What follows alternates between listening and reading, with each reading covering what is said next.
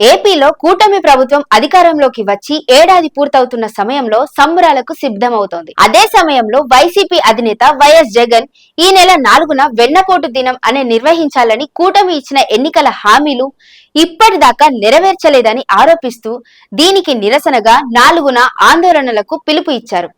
దీనికి కౌంటర్ గా జనసేనాని పవన్ కళ్యాణ్ కూడా జగన్ కు కౌంటర్ గా తమ శ్రేణులను మరింత ఉత్తేజపరిచేందుకు కూటమి ప్రభుత్వం ఏర్పడి సంవత్సరం అవుతున్న సందర్భంగా జూన్ 4న జగన్ పీడ విరగడైన దినం నిర్వహించాలని పవన్ పిలుపు ఇచ్చినట్లు మంత్రి నాదెండ్ల మనోహర్ వెల్లడించారు.